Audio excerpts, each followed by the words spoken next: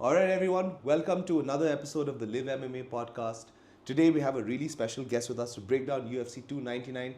We've got Siddharth Singh, owner of Cross Train Fight Club, also the head coach of Anshul Jubilee. Coach Sid, what's up? How's everything going? Things are good. Things have been busy. We've got a bunch of our fighters who've been competing all over the world. We've got people who are competing in the Jiu-jitsu nationals. Now we've got fighters who've got fights coming up at MFN. There are a bunch of our amateur guys getting ready for fights. So it's been a very busy last 6 months at Cross Train.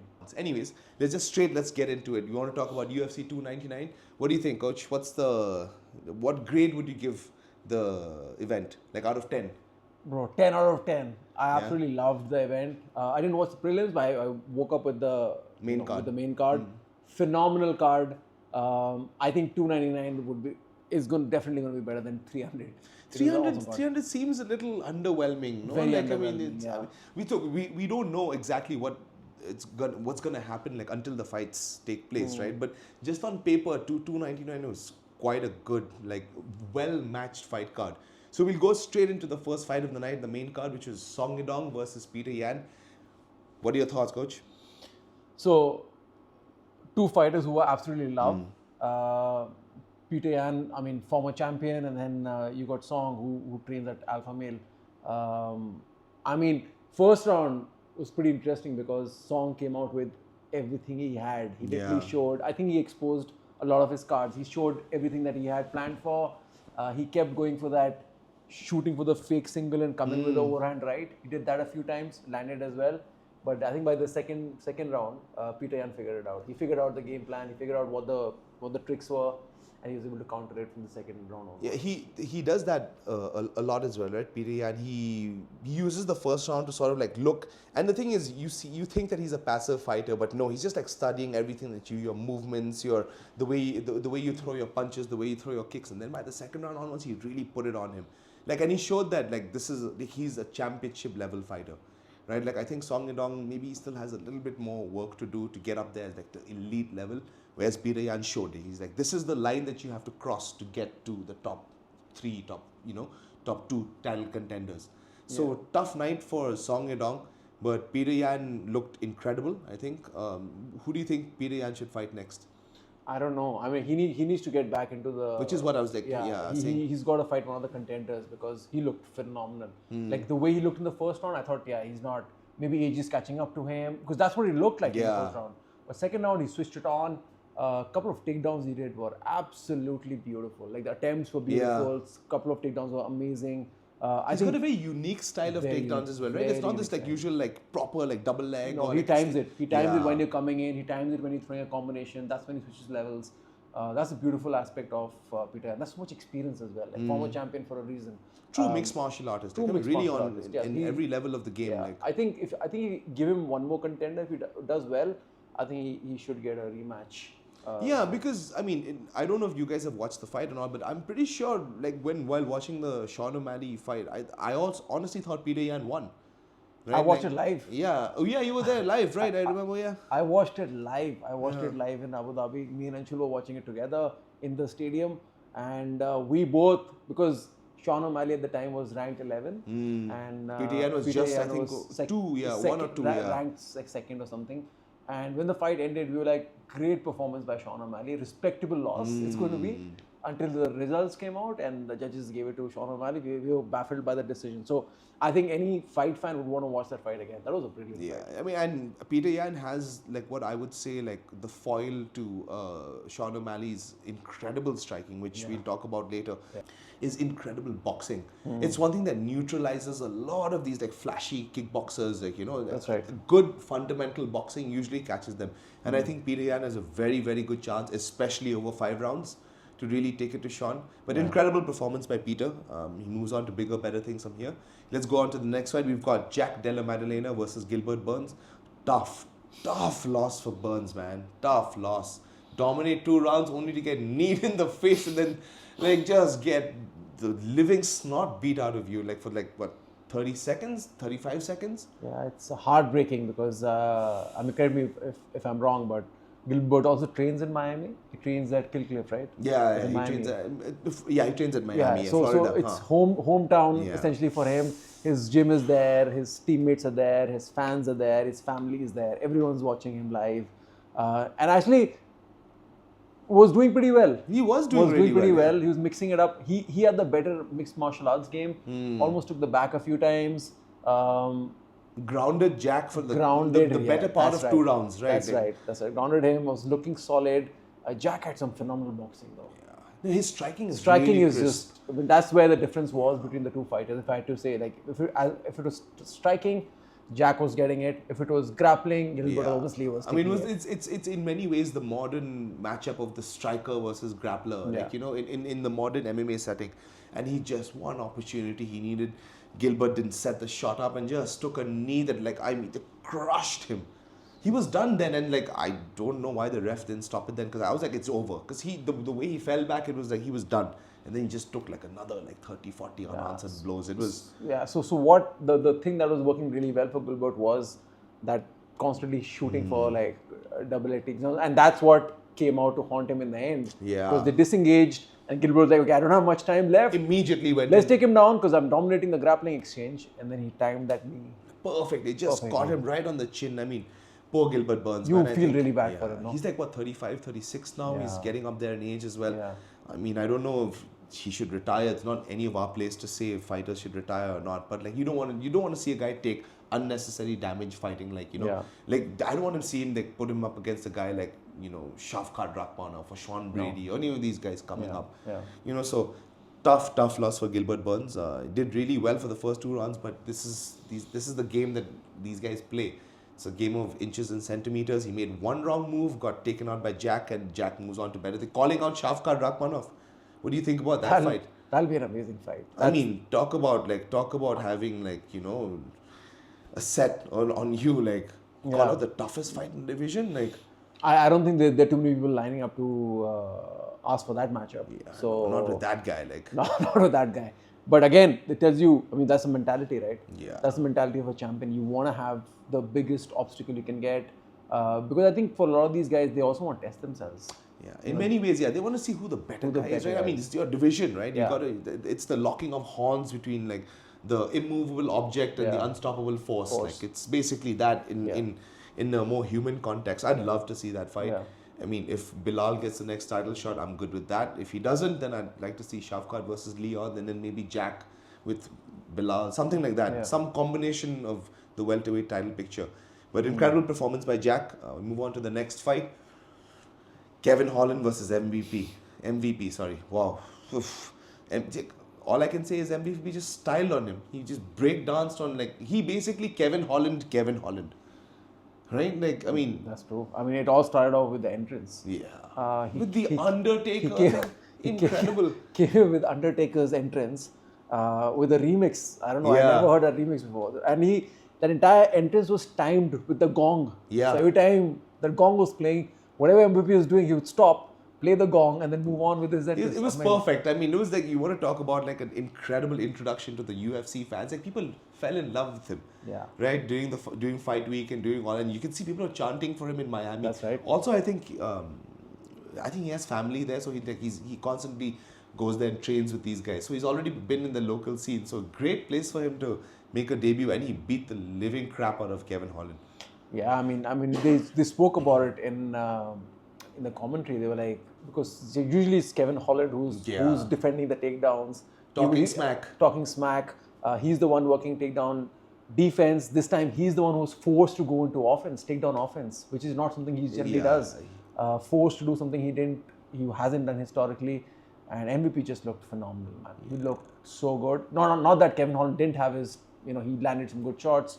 But MVP came up with these, spinning back elbows which landed every time. The minute he walked into range, he knew perfectly exactly the right time to throw it, and every time it would crack Kevin Holland.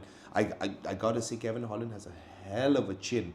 Like, he took a beating. He took a beating today, right? Like, I mean, it goes to show that there are guys outside the UFC that can compete at that highest level. And the UFC did him no favors as well. They're like, here's a top 10 or top 15 fighter straight off the bat. No building up, nothing. Like, I hope he gets a good name next. I mean, I'd like to see him fight. He will. Yeah, he's definitely gonna get. Can you imagine him versus Colby Covington? Like the nasty things he'd do to Colby Covington. Like, I'd love to see that fight. I don't think Colby would take it. He wants Wonder Boy, but here's the next best thing. You've got MVP, right? The younger, slightly younger version of Wonder Boy. I'd like to see that fight. What do you think, Coach? Based on Colby's last performance, it wasn't impressive at all. I think that'll be. I think that's why I want to. We all want to see the fight. Like that'll be. I feel like that might be an easier fight for MVP than this Kevin Holland fight was because of how bad Colby looked in the last fight. But if Colby comes back the way he looked with Usman and back in the day with the wrestling pedigree and the takedowns, then it could be an interesting matchup. But I don't know which Colby's going to turn up. Yeah, I think he's a little too old as well. I think he's a bit short in terms of he's 36 in the welterweight division and fought like a lot of these crazy fights, right? Yeah.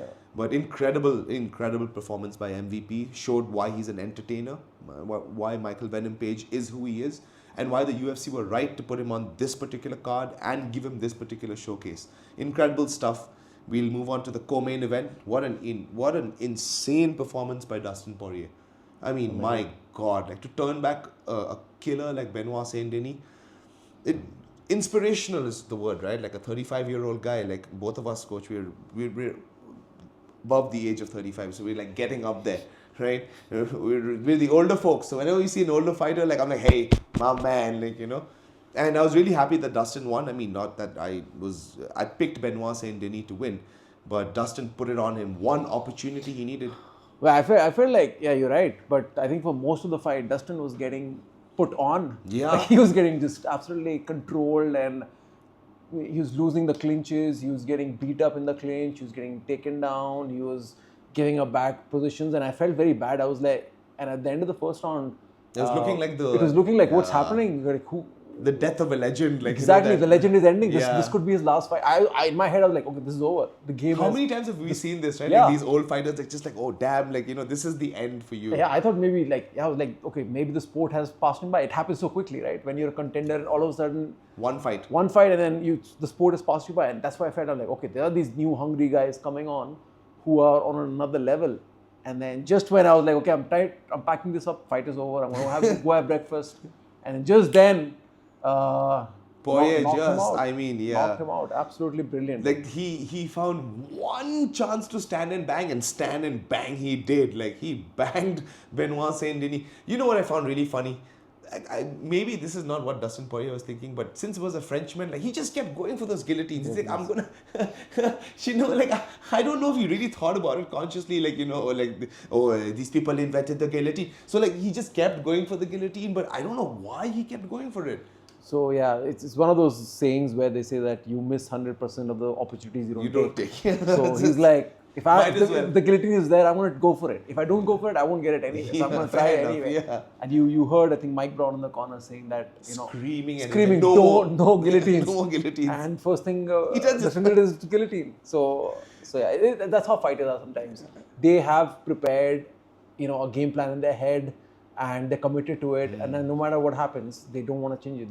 They trust it, and he has a very good guillotine. Never won a fight with it, but he has a good guillotine, and it's clearly something he's worked on. He got the high elbow guillotine as well in the second round. He was saying that was the tightest one. He's like, that was when he really got it. That's the Marcelo team. That's the one that was made famous by Marcelo Garcia. And he got that one as well. But man, great defense. I mean, he's fighting a grappler, so he knows how to get out of it. No, and what a beautiful check right hook! Like, and the slow motion is beautiful. He hits Benoit Saint-Denis, and you can see like the blood splatter onto his arm. Like it looked like an art film, like an art piece. What a gutsy performance by Dustin Poirier, right? Like, you're getting up there in age. You've been a contender. You've fought for the title multiple times. You've had some of the largest pay-per-views, right? Fought Conor, big fights. To give a guy like Benoit Saint-Denis, who's an up-and-comer, dangerous dude, dangerous fight to take, and to give him an opportunity to do that, it shows you how the guy respects the game. He talked about it as well. He's like, I got it, someone gave me a shot, now I got to give somebody else a shot, right? Which is, I want to go back to that where I was saying that in many divisions, you'll notice the new guard crushing the old guard. For example, Shavkat beating the living daylights out of Wonderboy. Yeah. But lightweight has been one division where these guys have been getting turned back. Yeah. Right? With Justin turning back Fiziev, Dariush turning back Gamrot. Right, and now the Poirier turning back Benoit Saint-Denis. Yeah. Charles is up next with Arman. Yeah. So lightweight is a shark tank, right? Like it's a division where you can't afford to make too many mistakes. That's it. That's Anshu's weight class. So I was just about to say. So that's I think between lightweight and bantamweight there are no easy fights. And every I think in the top 30, all of those guys on their day could be champions. You know, that's the level in the top 30 and they are lightweight. champions in other organizations. They won belts and they're world beaters already. But in the UFC, because this division is so stacked, and that's where we are in the sport today, the talent level is so high that you could be the best in the world on your given day, but kind of the rankings, you're just top 30. Top 30, imagine. 10 years ago, if these same guys been there, they would all be champions. Easy. Yeah, their skill level is so incredibly high. And as I said, like Dustin Poirier at the age of 35, still like giving it his all. He looked a little bit old, he looked out there, but when the moment came, to sort of answer the call to violence, he really answered the call to violence with a hellacious right hook to put away Benoit Saint-Denis. Incredible performance by Dustin. Bigger, better things for him. Now finally to the main event. Sean O'Malley brutalizes Marlon Vera for over the course of 5 rounds. It was pretty much a shutout, masterclass, as most people would call it. Coach, what do your thoughts? Yeah, man. I mean, the two aspects that I was quite interested to watch. So I've been studying Sean O'Malley's game a lot. It's kind of what we do at Croston a lot in terms of our range, in terms of switching stances, setting up our combos and exiting. So I was very intrigued because I know not many people are able to enter that close space with Sean O'Malley. Yeah, it's so difficult to close that distance with that guy. It's so difficult. And then you have Chito, who's a sniper. Like that's what we always speak about. Like he's always losing the fights against Frankie. He was losing the fight. Dominic Cruz, he was losing the fight. One shot, and he finishes the opponents. And I was training at Art of Jiu-Jitsu last year in California, and Chito was training with us in the Nogi class. So I saw how good he was on the ground. So I was always I felt it's going to be, if Chito is able to take Sean O'Malley down, then I wanted to really see how it works, because I know how good Chito Vera is on the ground. But yeah, man, Sean O'Malley never let him clinch. Didn't let him clinch even once. The footwork was so good that he didn't even let him get close to him. The minute he would clinch, he would just like juke out and again reset the entire exchange. And Marlon Vera was always a step behind Sean O'Malley. Sean always dictating where the fight was going. If it was, and that knee that he landed, I've never seen anyone take anything that brutal. Yeah. Right? Like you could see even Vera was like, oh shit, this guy is like for real. And Sean O'Malley, say what you want about the kid, get over the Zuma hairstyle and all. He's an incredibly dangerous fighter.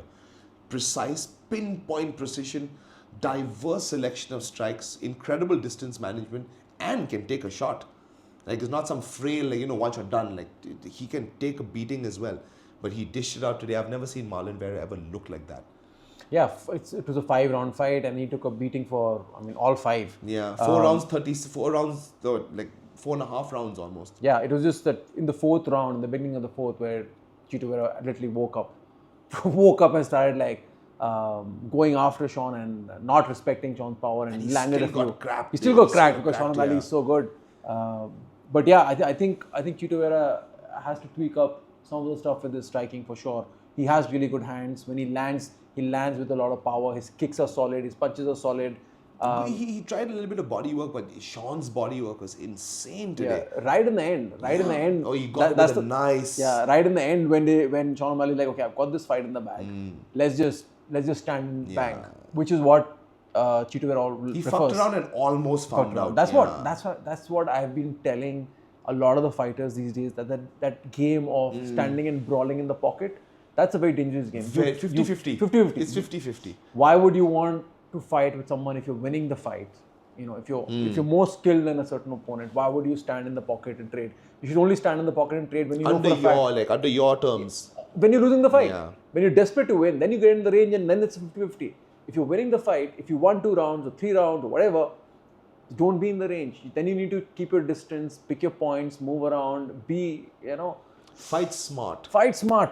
Yeah, especially against a guy who's got so much power, right? Like exactly. you don't want to make mistakes. Exactly, and we see in Indian promotions all the time, young Indian fighters who won everything. They won 2 rounds. They're in the last 30 seconds of the last round.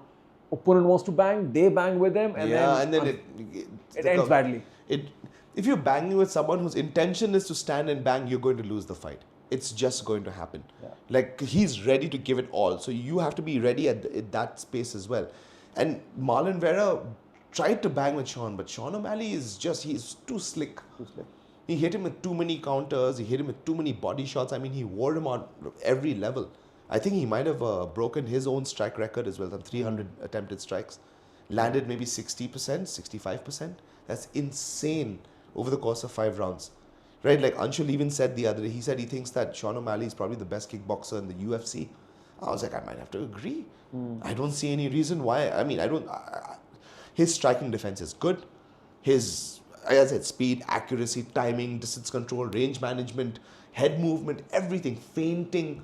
Every time he would feint, Marlon Vera would he would clinch up. That like you're getting hurt with some of these punches. Yeah, and as a person on the outside, just watching it, you don't realize it because Sean O'Malley is not winding up the punch. Yeah, it's all coming from. It's all crisp. It's just snappy. It's just a snap. You touch and come back. You touch and so it's never 100%.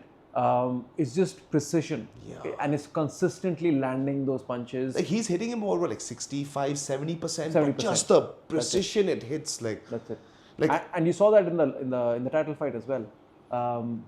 Literally when Sterling threw the punch, the punch came till here. Yeah, right there. It slid and off as his it was going back, Sean O'Malley followed up Yeah. with the cross and finished the fight. I mean, it's a beautiful open side counter. Like, I mean, that is something. It's the same thing. And because Sean O'Malley can fight incredibly well in both stances. Yeah. Aljamain was southpaw, right? And so as soon as he threw that leaping shot, he missed it, and then from there, this is the open side counter. Like, Yeah. bang. Like Marlon Vera was tough. He's durable, which is why he was able to withstand such a beating. Look at his face after the fight. Both his eyes are swollen, his nose is busted up, his like face looks. Sean O'Malley has like a bit of blood here and there. Like, I mean, if anything, I don't know if like I would favor him against even a guy like Umar.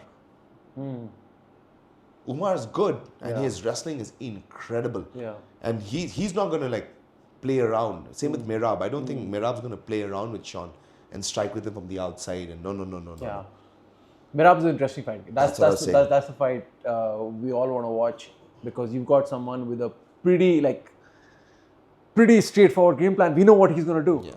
And it's the complete opposite of your game plan. Yeah. Completely opposite. It's a old school like game plan of a striker versus a wrestler, but with the new meta where the wrestler also knows striking and the striker also knows take-down defense. Will be wrestling. Yeah. It'll be a fantastic fight. I think with Sean O'Malley, going back to the point where you mentioned that he could be the best kickboxer. Yeah, if you look at it just on paper, what all tools does Sean O'Malley have? It's not a lot if you look at traditionally the weapons. You look at he's got a straight jab, he's got a straight cross, he's got a hook, he's got a push kick, straight front kick, a good head kick, yeah, but not everything. Yeah, he doesn't throw too many elbows, not too many knees, not too much spinning back.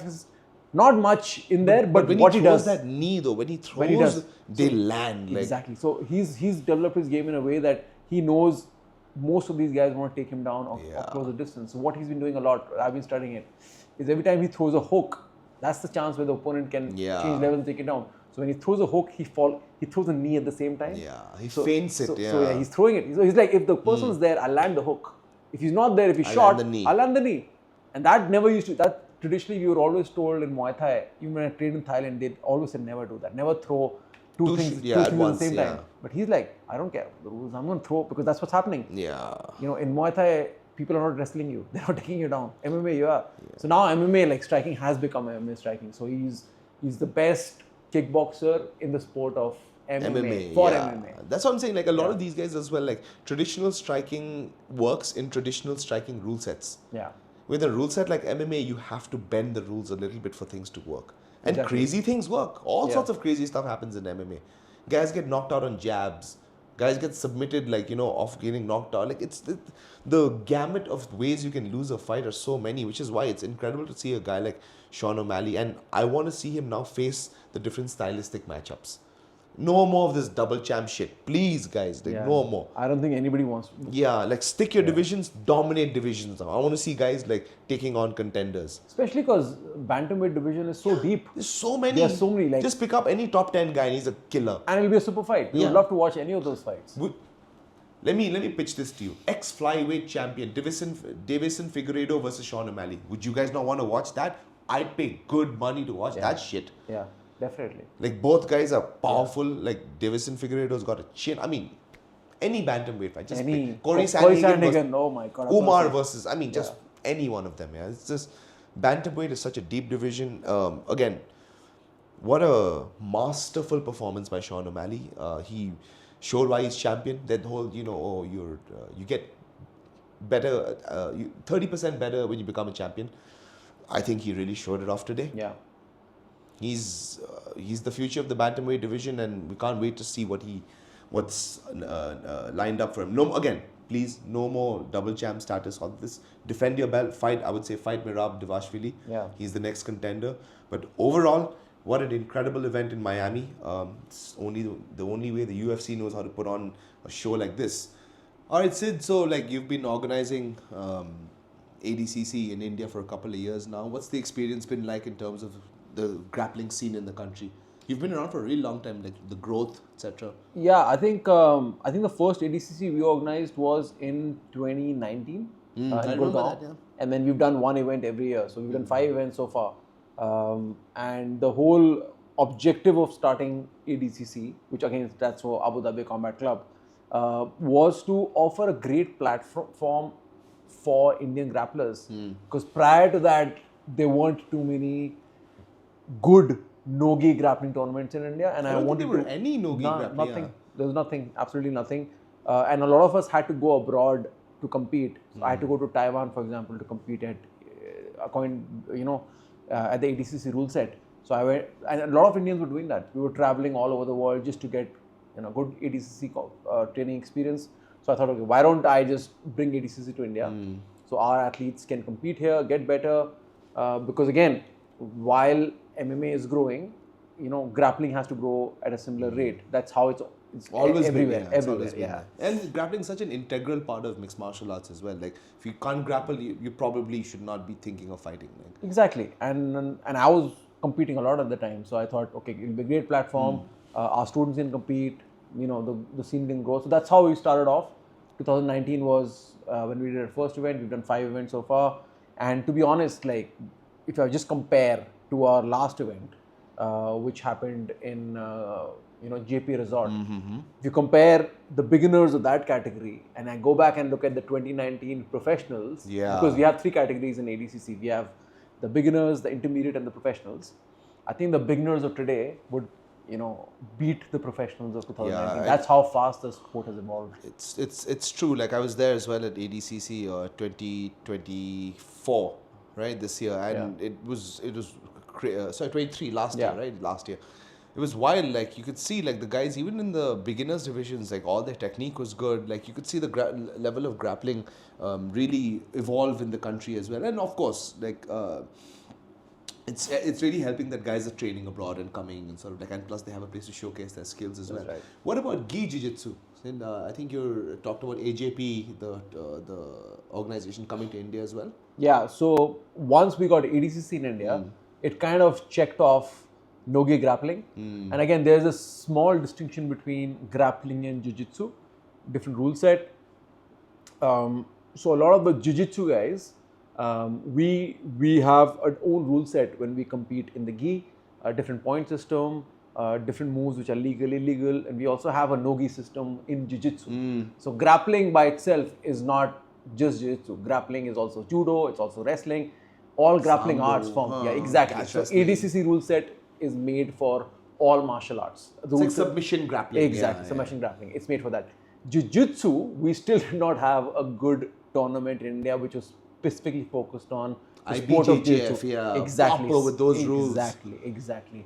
And I had been competing at AGP all over the world. I had been going out, and me and our team from Boston Fight Club, and quite a lot of Indians actually were traveling to Abu Dhabi, were traveling to Dubai to compete in AGP. AGP is one of the world's most I would say the biggest jiu-jitsu tournament. I think IBJJF and AGP would be the two big ones. IBJJF has absolutely no interest in coming to India. They don't care. They have no interest. AGP was close to my heart because I compete in AGP. And yeah, so I reached out to them. We had a lot of discussions. And yeah, we're making it happen. We're finally getting AGP to India. It's taken me 5 years of, a lot of talks, a lot of meetings, a lot of visits to Abu Dhabi.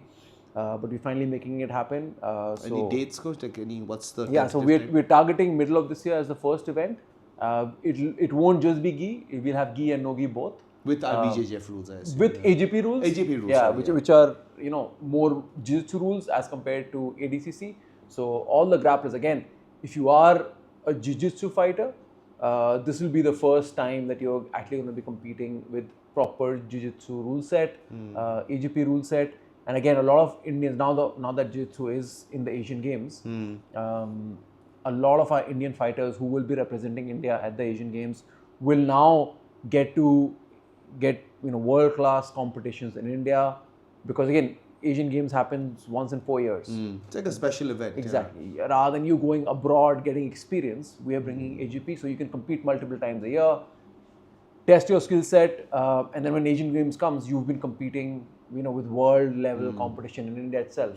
And the good thing about AGP that we've done is it's going to be a part of the world circuit. So rankings, the ranking, all that exactly. kind of stuff, So like my ranking, to give you an example, like last year when I finished off in the brown belt division, I finished off with a 4th in Asia and 11th in the world. That's because all the tournaments I was going, I was collecting points. Every time I get a medal, I come 3rd, I come 2nd, whatever I come, I get points. And someone competing in Brazil would also get points. Someone in Croatia competing in AGP will also get points. So at the end of the year, these points are tabulated and you get a world ranking and an Asia ranking on the circuit. So India is on the circuit. So everyone who's competing in India will be ranked globally. So you'll see for the first time a bunch of Indians going to the world championships, ranked internationally. So our athletes really get international exposure at the biggest stage. It's one of the, as I say, more premier tournaments in the world as well. So for all the grapplers in the country to test your skills out. For guys who don't want to do gi, there's always ADCC. For guys who want to do gi, now there's AJP here. Really looking forward to checking out the first show. Hopefully we can be there to cover that as well. So thanks so much, Sid, for all of the work that you've done in terms of grappling in the country as well. Thanks, man. Appreciate it. All right, thank you so much, guys, for joining us again. We really appreciate the views, the likes. Big thank you to our guest, Siddharth Singh. We'll be back for UFC 300. Any questions, comments, please let us know down below. Like, subscribe the video. For the production team here at Live MMA, my name is Andrew Liu. Thank you so much for joining us.